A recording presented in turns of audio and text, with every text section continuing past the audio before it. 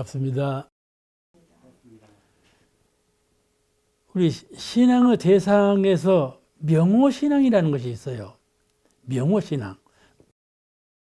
명호를 사용해서 신앙의 대상을 삼는 것이 있는데, 종교가 그게 있죠.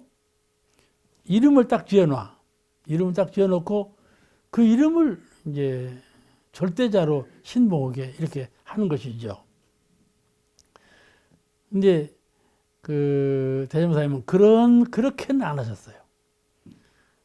이론상이라는 명호와 상징도 제일 나중에 나왔죠.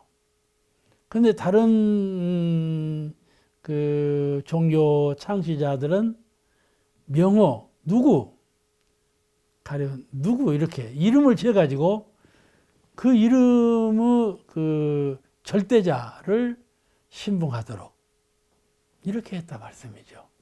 그것이 순서상 많은 차이가 있는데, 이름으로써 진리적 종교의 신앙, 사실적 도덕의 훈련, 이 양면성을 갖춰간 것이 이런 데에서 잘 상징적으로 표현되었고, 원불교 교리의 발전 역사를 보면 이런 것이 아주 적연하게 나타나는 그 자취를 볼 수가 있다.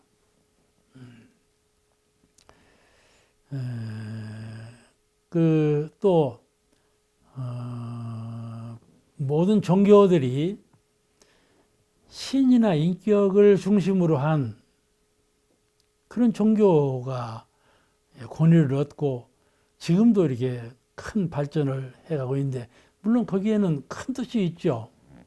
이 어리석은 우리 중생을 지도하는 데에는 그러한 아주 묘한 그런 그 법을 활용해서 구원하는 그런 아주 특별한 효험이 있긴 있지만은, 그걸 효험이 없다고 볼 수는 없는 것이지만은, 그런 종교의 성향은 앞으로 과학문명 시대 과학이 발전해 가지고 여러 가지 종교 분야의 것을 전부 파헤친단 말이에요.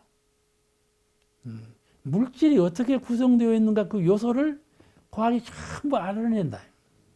정신적인 분야까지도 과학이 알아내려고 노력을 한단 말이죠. 물질과 정신의 결합, 이것까지도 과학이 자꾸 접근해 온단 말씀이죠.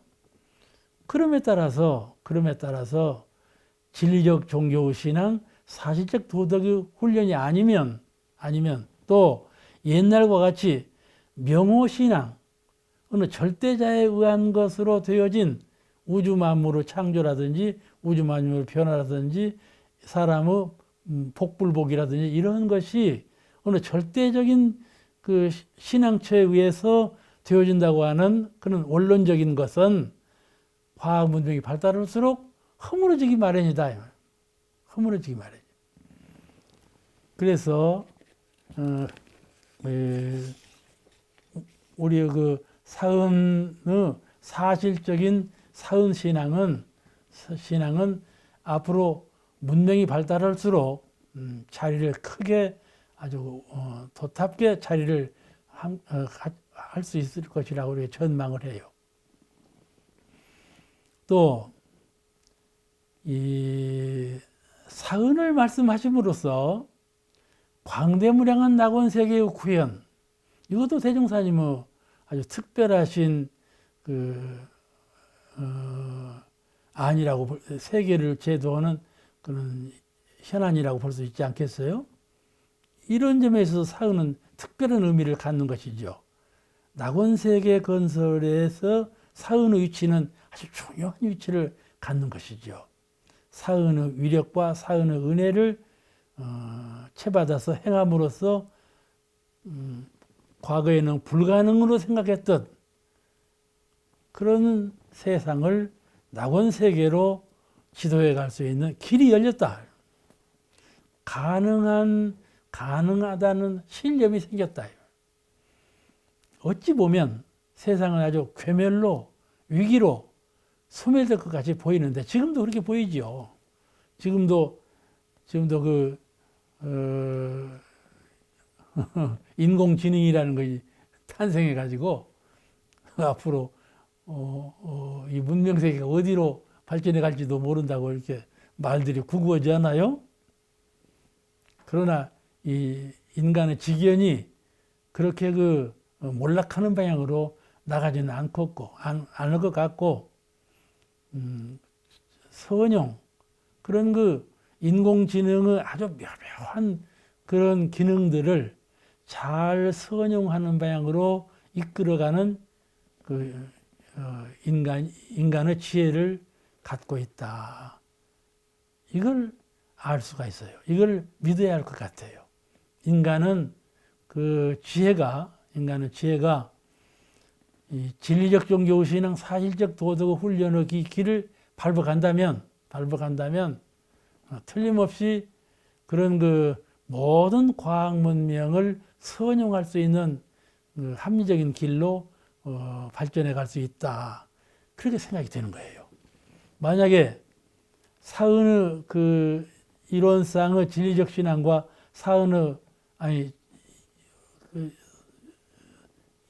진리적 신앙과 사은의 사실 신앙, 또 도덕적인 사실 훈련, 이런 것이 결여되어서 없다고 한다면 인류는 참 위험하죠. 위험해요. 지금 낙관하지 못하는 것처럼 위험한 길로 가게 될 것이다. 그런 생각을 갖게 해요. 과거에는 우리 육체를 단순한 마로 생각했죠. 지금도 수도자 가운데 우리 육체는 마다 이렇게 생각하는 분이 참 많죠. 우리가 공부를 해나갈 때 경계가 육군 밖에 있는 경계만 경계가 아니고 본성의 위치에서 본다면 육군이 바로 마거든요. 육군 이거 자체가 바로 경계예요. 경계예요. 그러니까 이 육군을 마로 생각할 수가 있어요. 육군으로 인해서 모든 번뇌망상이 다 일어난다 말씀이에요. 모든 욕심이 일어나고 마로 생각할 수가 있는데 이 최고 근본이 이 육군에서 오는 것이 아니고 마음에 갈마져 있는 지혜롭지 못하고 과욕, 욕심을 갖고 있는 이 마음이 문제지 육군이 송장 같은 육군이 문제는 아니다 말씀이에요. 오히려 육군은 마음이 근본이 돼서 육군을 잘 선용하면 얼마든지 복과 해를 양족할 수 있는 도구라 이 말이에요. 육군이라는 것은 마음만 지혜로우면 육군을 잘 선용할 수 있다. 그래서 지혜와 복을 구할 수 있는 도구로 이용할 수가 있다. 그와 같이 이 우리가 살고 있는 사회라 하는 것이 위기로 달려가고 있는 것 같지만 이것을 사회라는 것을 그냥 사탄으로 잘못된 세계로 악도의 세계로 보는 견해도 있겠지만은 이렇게 지금 봐라. 지금 이 사람들이 하고 있는 꼴을 보라. 틀림없이 위기로 가고 있지 않는가. 지금도 이렇게 막 설파를 하고 있지 않아요? 근데 우리 인간의 지혜를 개발하면 개벽하면 그것이 이제 대종사님의 정신이시니까 개벽하면 그런 아주 고도로 발달한 문명을 선용할 수 있는 지혜를 갖출 수 있게 되고 광대무량한 낙원세계 구현도 가능하게 된다. 이렇게 보신 것이죠.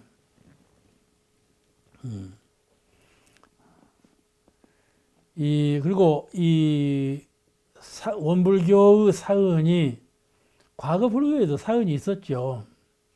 과거 불교에 사은이 있었어요. 불교의 석시요람이라고 하는 책에 보면은 그거는 소승적인 사은이 나오는데 그 소승적인 불교의 사은은 무엇인가 하면 국왕은 또 부모은 사장은 스승 은혜죠. 시주운 이렇게 되었어요. 또 이 불교 심지광경에 보면은 거기서도 이제 사은이 나오는데 거기는 소승적인 사은하고는 좀 다르고 대승적인 사은이 나와요. 사은이. 심지광경에 나오는 대승적인 사은은 구광은, 부모은, 중생은, 삼보은 이렇게 되어 있어요. 이 전부 다 네 가지 은혜들이 이 국이 정해진 그런 사은이에요. 확연히 열린 우리 사은과 같은 그런 사은은 아니시고 없어서는 살 수 없는 은혜 관계라고 하는 어느 표제가 없는 그런 사은. 또 이 출가교도 본위로 된 그런 사은이 소승 대승 간에 제정되어 있었다. 그걸 볼 수가 있어요. 우리 원불교 사은은 우주를 비롯해서 일체 생명을 포함한 그런 은혜 윤리로 이제 재정리가 된 것이죠.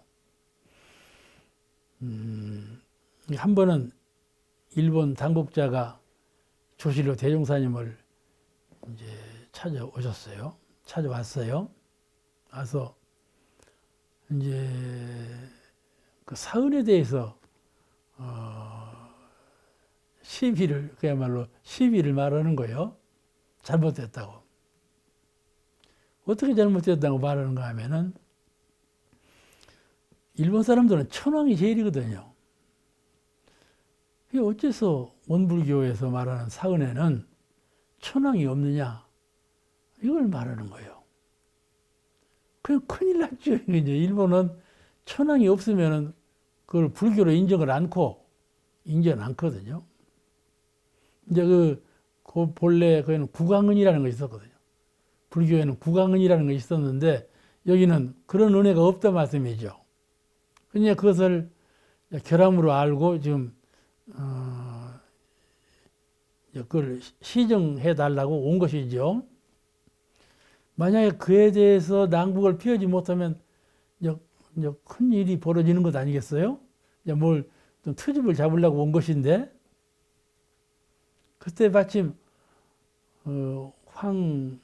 황이천 선진께서 계셨더라고. 거기서 계시는데 큰일 났더라는 거예요. 그냥 이제 참말로 큰일 났다 싶더랍니다. 그래서 대중사님께서 무견히 계시더니 말씀하시기를 무견히 계시더니 한참 동안 계시다가 응답을 하신 거예요. 아주 명답을 하셨어요. 뭐라고 하셨는 거니? 부처님의 안목으로 보면, 부처님, 불교도들의 입장에서 보면, 불교도들의 입장에서 보면,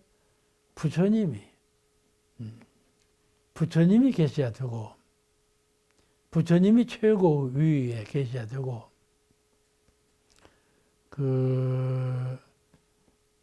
국민의 입장에서 본다면, 천황이 최고 위에 있어야 되지 않겠는가? 그렇게. 그렇다고 하더라고요. 불교 신자의 입장에서 보면 부처님은 최고 위에 계셔야 되고, 불운이 최고 위에 있어야 하고, 국민의 입장에서 본다면 천황의 은혜가 최고 위에 있어야 되지 않겠는가? 그렇다고 그래요. 그러면 그 은혜를 사은하고 어떻게 같이 두겠나? 그렇게 말씀하셨다는 거예요. 사은하고 어찌 같이 둘 수 있겠는가? 그런 거나 별도로 두어야 되지 않겠는가? 그러니까 다 그렇다고 하면서 별도로 두라. 그런 것이죠. 여기에요. 여기에 그야말로 주세불로 오신 태종사님의 아주 밝으신 해안이 여기에 나타나는 거예요. 어떻게 나타났는가 하면은 사은이라고는 넉사자 은혜은자에 더 보태거나 빼지 않았어요. 사은의 은혜 당체는 당신께서 사은의 요체는 없어서는 살 수 없는 관계 윤리로 원리로 사은을 제정하신 건데, 그래서 세계적인 복음을 통한 은혜의 윤리로 설정한 건데, 거기에 황은을 보탠다든지 불운을 보탠다든지 이렇게 보탤 수가 없다. 왜냐하면 사실은 그 속에 다 들었거든요. 불운이나 황은은 사은 속에 다 들었어요. 포함되어 있는 건데 그거를 별도로 또 설정해 놓으면 말이 안 되거든요. 그런데 그렇다고 하면 일본 사람이 승을 않지 않아요. 그러니까 같이 할 수가 없는데 더 높이 설정해야 되지 않겠냐. 그러니까는 아주 그래야 된다고 하고, 그러면 책으로 발간하라. 그러기까지 갔어요. 그래가지고 책으로 발견한 것이 양대은이에요. 양대은으로 일시적으로 가미해 놓은 거예요. 나중에 해방된 후에 이제 삭제를 해버리니까는 사은에 아무 손실이 없었죠. 그래서 사은을 그대로 구제한 거예요. 그렇지 않으면 거기 보태거나 뺐더라 해서는 지금 사은이라고 말할 수가 있겠어요? 그야말로 대종사님 말씀대로 불쏘시개가 되고 말지. 그런 데 가서 얼마나 대종사님께서 신념이 견고했으면 그렇게 말씀을 지혜롭게 하셨을까, 그런 생각을 가져요. 그리고 그렇게 위기에 당해서 말씀을 하실 때 그렇게 지혜로운 말씀을 하실 수가 없잖아요.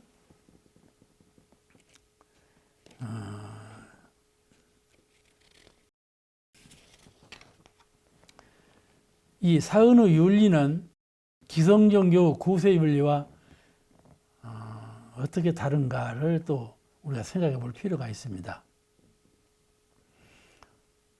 기성 종교에서는 이 자비, 불교 자비죠.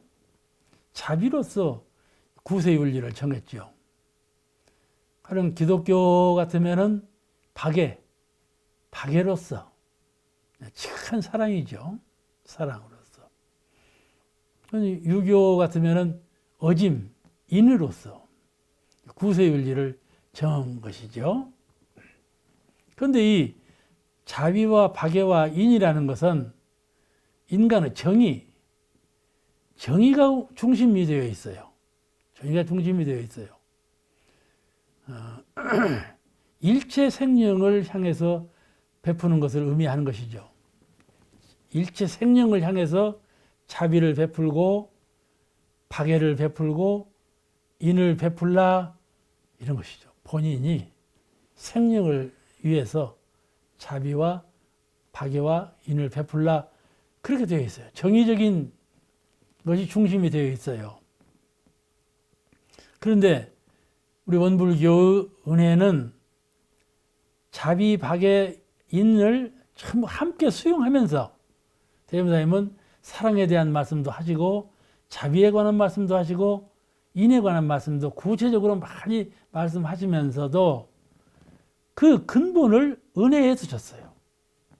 자비와 박애와 인의 근본을 은혜에 두신 것이에요.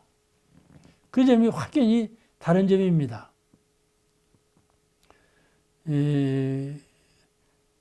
우리는 사은으로부터 은혜를 입었으니 의무적으로 보훈하자. 이 의무성. 내가 저에게 베푸는 것도 중요하지만은 내가 밖으로부터 이미 받았으니 그를 보답해야 된다. 보훈해야 된다. 이 의무적인 것으로 사은의 규례를 지으신 것이에요. 사은의 보훈에 대해서 의무적으로 말씀하신 것이다. 이 점이 확연히 다르죠. 그런데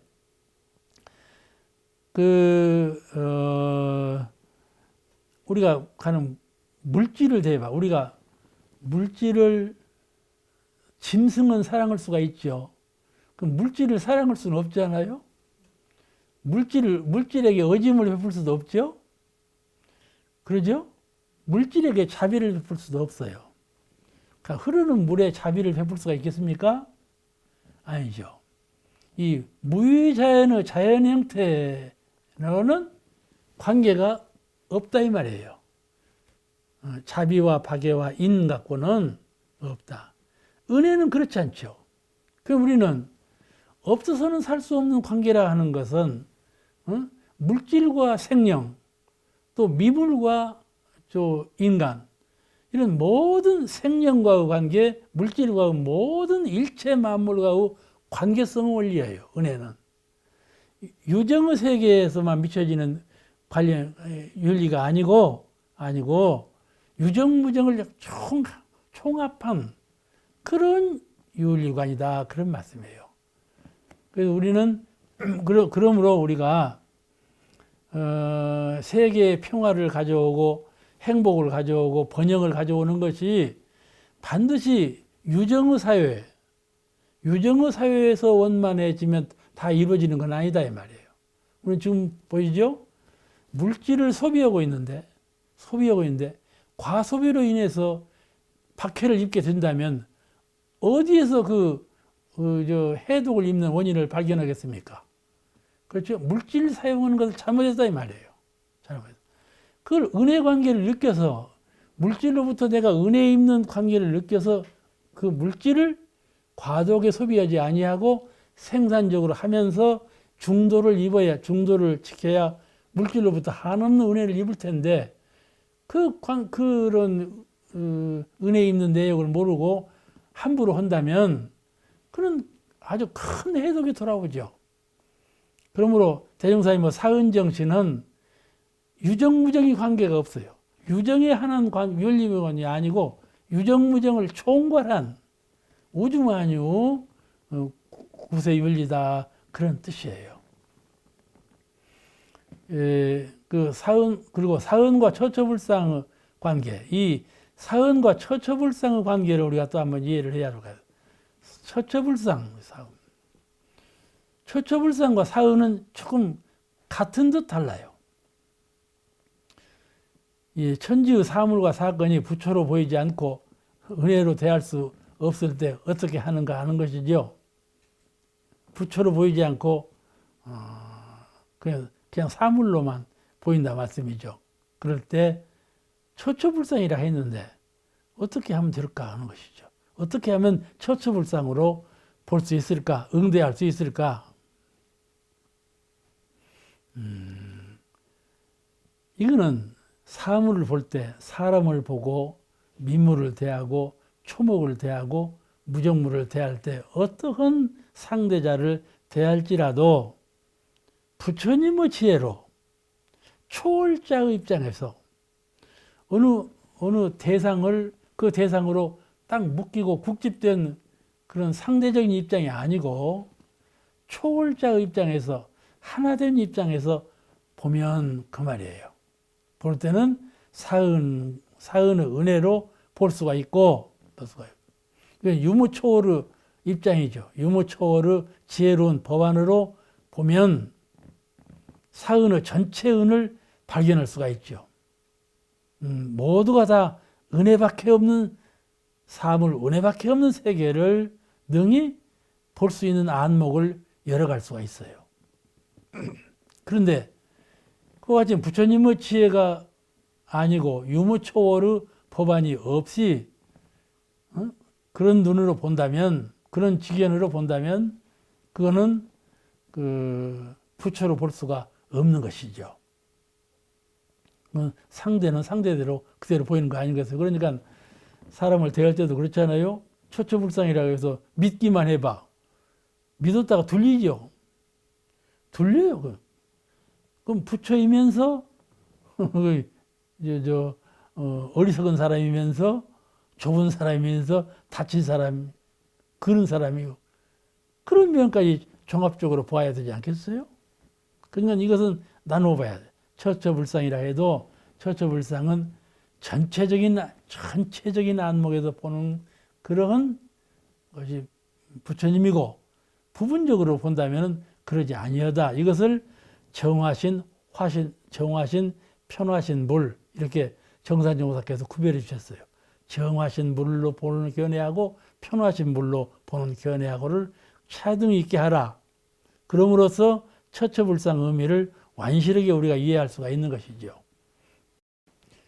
한 예로 정산용사께 한 제자가 가서 뱀도 은혜입니까? 이렇게 사실적으로 물었어요. 뱀? 그 직접적이죠? 직접적인 예를 들어서 물은 거예요. 그나마 또 기독교는 뱀을 그냥 원수로 알지 않아요? 뱀도 은혜입니까? 하고 물으니까는. 그 대답을 어떻게 하셨는 거니? 너는 미물이 있어야 살겠는가, 없어야 살겠는가? 그렇게 반문을 하셨어요.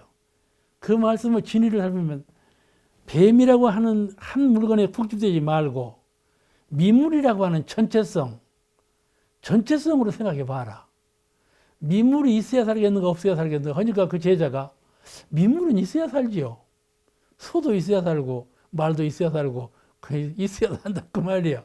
있어야 살죠. 그러니까 바로 즉답하시기를 그러니 뱀이 은혜가 아니냐. 그렇게 말씀하신 거예요. 그 의미를 잘 생각해 보세요.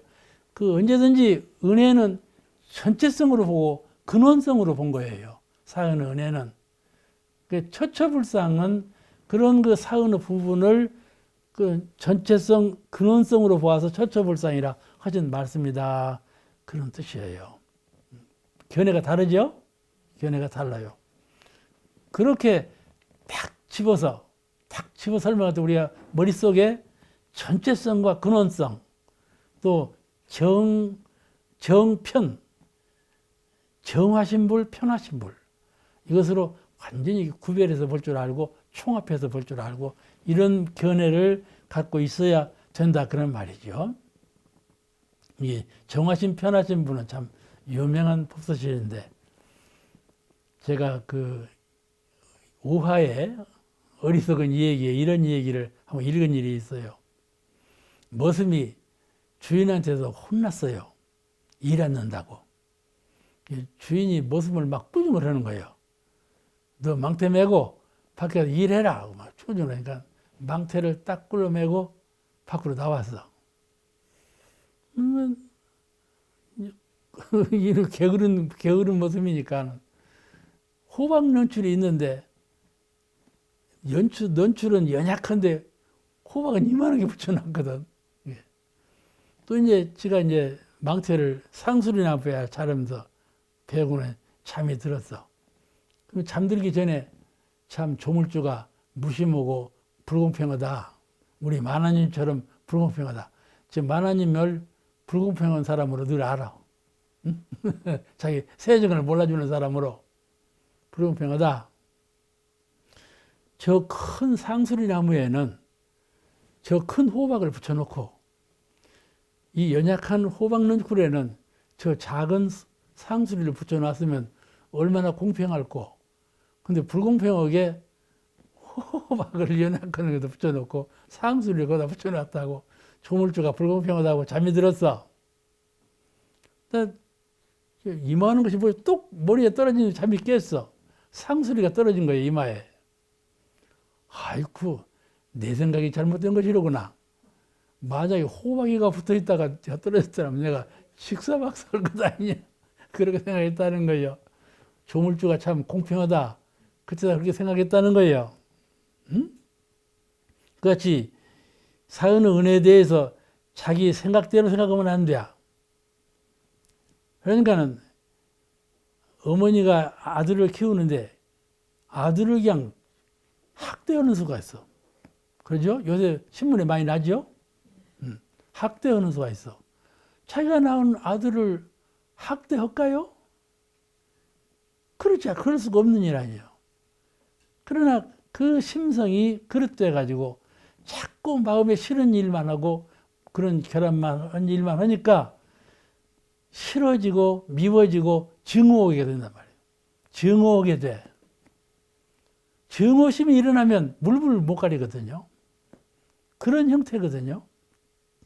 그래서 어느 짬에 그가 부처님이라는 생각은 갖지 못하죠. 싫어지기 시작하면 벌써 부처님 생각은 없어져 버려. 미워지기 시작하고 증오심이 나면 아주 사라져 버리죠. 그렇잖아요? 자기 보는 견해예요. 자기 보낸 마음의 관점이에요. 이 관점을 잘 가져야죠. 오늘 말씀 여기서 마치겠습니다.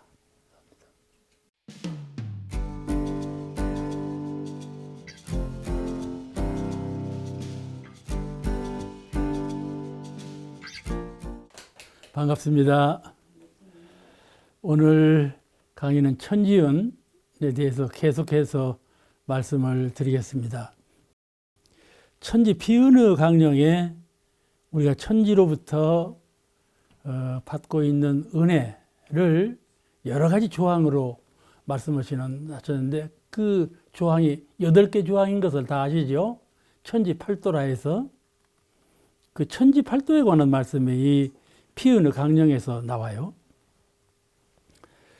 그런데 이 5째 조항이죠. 먼저 말씀드리기 전에 오늘은 5째 조항인데 5째 조항에 천지는 광대무량한 것이다. 이렇게 표현하셨어요.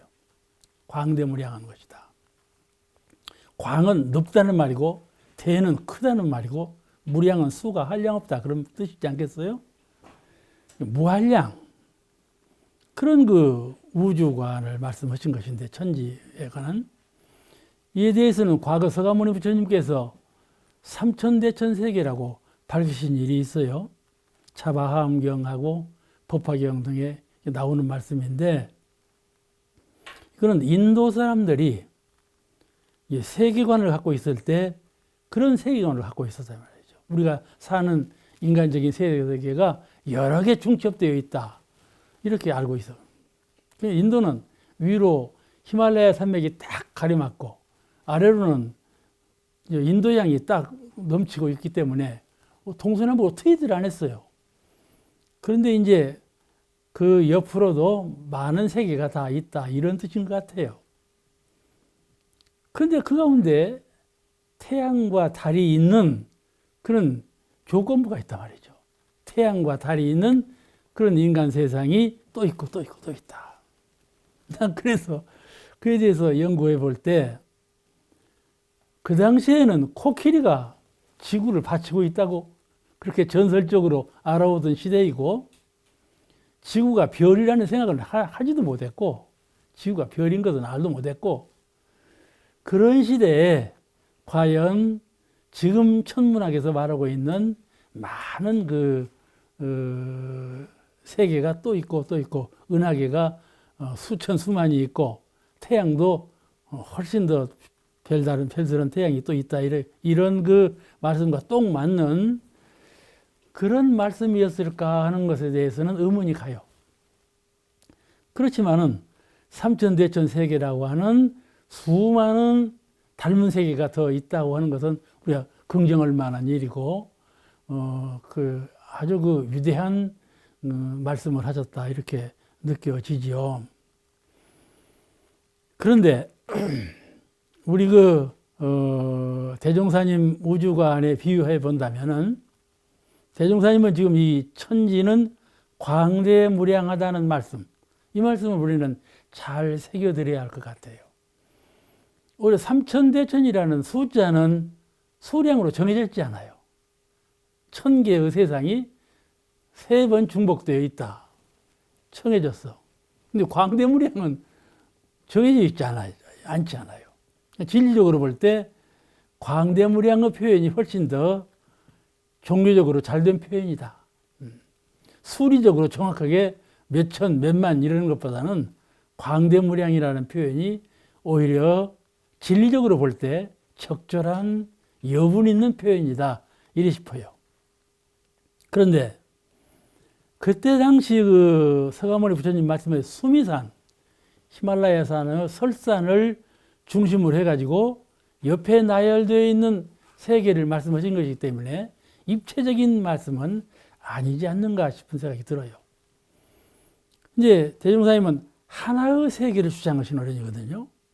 진리가 하나일진데 그 진리에 의해서 만들어진 세계는 역시 하나다. 그런 말씀이죠. 그러니까는 지금 닮은 꼴의 세상이 또 많이 있어도 전체적으로 볼 때는 하나의 세계, 그는 수량으로 한량으로 정할 수 없는 광대무량한 세계이다.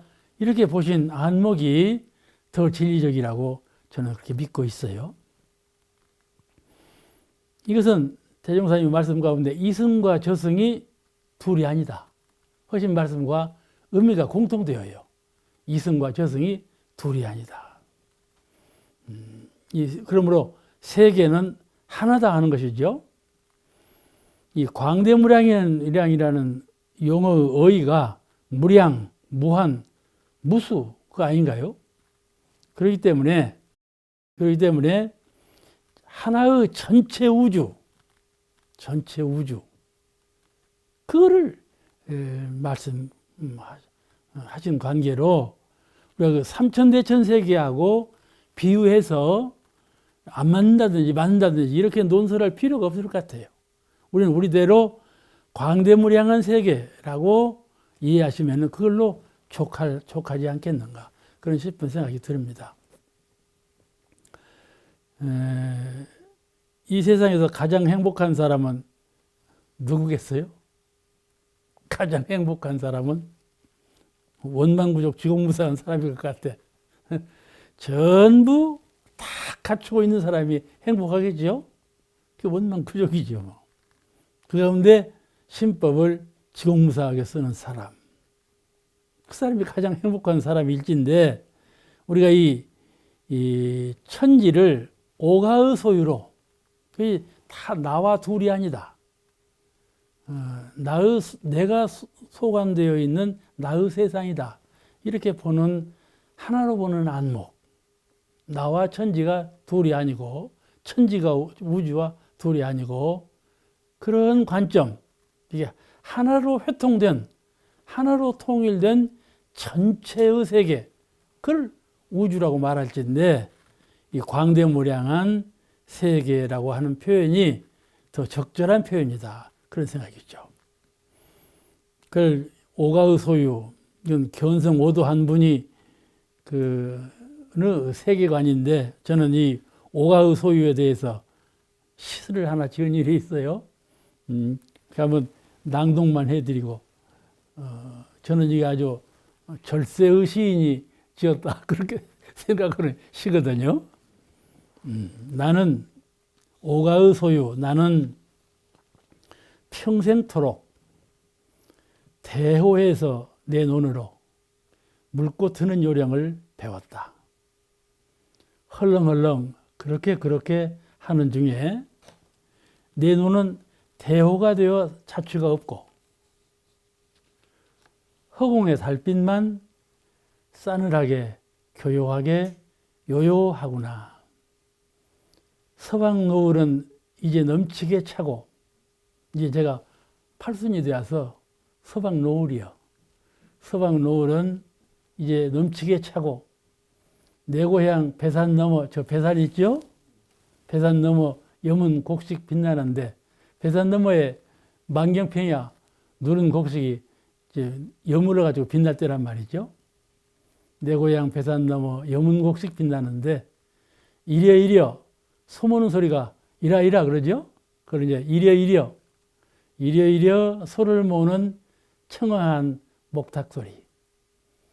큰 자리 홀로 서서 큰 자리는 이론석 자리죠. 큰 자리 홀로 서서 가슴을 울리며 메아리로 듣는다. 그렇게 썼는데 자화자찬 하는 말이 아니라 명시다 그리 생각을 해요. 그러면 이제 여섯 번째 천지를 어떻게 보셨나? 이건 매우 중요한 관점이에요. 왜냐하면 천지같이 은혜롭게 세상을 다스리는 분이 없잖아요. 그 사은이시잖아요. 천지는 은혜 뭉치예요. 은혜밖에 없는 정치요. 그러니까 우리가 가정에서 인류 사회에서 은혜와 평화롭게 살려면 천지의 도를 닮아야만 된다 이 말씀이죠. 그러니까 내가 한 가장으로서 주부로서 어머니로서 또는 여러 사람하고 같이 사는 공동 생명체로서 서로 은혜로 평화로 질서를 유지하고 잘 번영하는 세상에 살려면 이 천지의 도를 닮아야 된다 이런 말씀이죠. 그러므로 천지를 보는 관점 이건 매우 중요합니다. 8가지 그 도덕적인 관점을 보고 하신 말씀이기 때문에 이 8가지 조항은 매우 우리 중요해요. 그 한가운데 여섯째는 천지는 영원불멸한 것이다 이렇게 보셨어요. 영원불멸한 것이다. 과거 세상은 천지는 성주교공으로 공해버린다. 공해서 또 태어나가지고 공해버린다. 비워버린다. 또는 창세기 어느 때부터 만들어져서 어느 때 소멸되어 버린다. 이런 그 창세기론 이런 식의 이제 우주 조판론이 전개되어 있지 않아요? 대부사님께서 천지는 영원불멸한 것이다 이렇게 선언하신 것이죠. 왜냐하면 천지 가운데 부분적으로 해와 달 이런 지구나 이런 것 등속은 은하계라든지 은하계도 하나의 부분이잖아요. 이 큰 덩치 은하계도 하나의 부분이에요. 우리가 어렸을 때 세계라는 것은 해와 달, 지구 이걸 세계라고 했잖아요. 이 한 뭉치 이런 것들이 이 우주 한 부분이거든요. 이 부분적으로는 서로 변화하고 사라지고 생겨나고 생겨났다 사라지고 하는 변화가 있지만은 우주 전체는 변화가 없다 그런 말씀이죠. 여여불변해요. 그를 영원불멸이라 한다 그런 말씀이죠. 천지는 어느 때 생겨나고 어느 때 소멸되는 것이 아니고 영원한 천지이시다. 그런 선언이시거든요.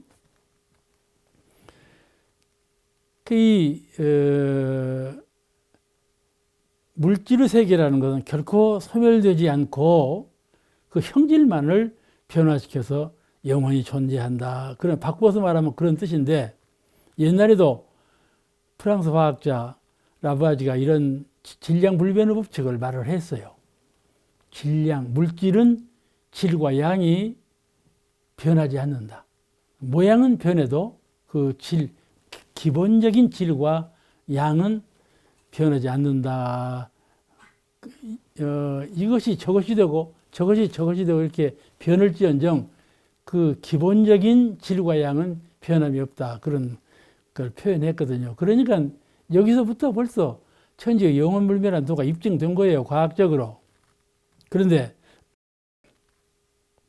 요즘은요. 양자물리학이 또 발전해가지고 그런 원소론을 다 부정하지 않아요.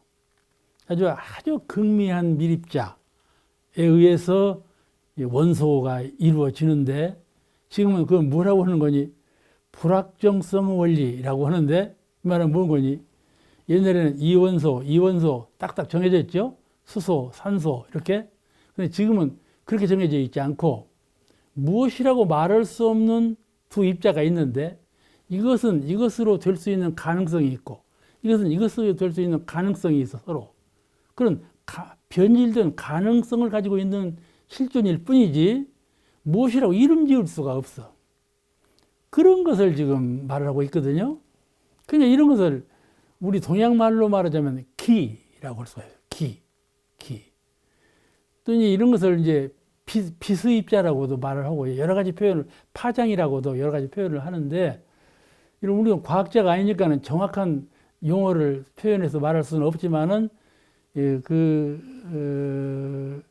물질적인 어떤 입자적인 이름을 지을 수 있는 그런 것보다는 가능의 세계, 변화될 수 있는 가능의 세계, 뭐라고 말할 수 없는 그런 것으로 물질의 근본이 되어 있다.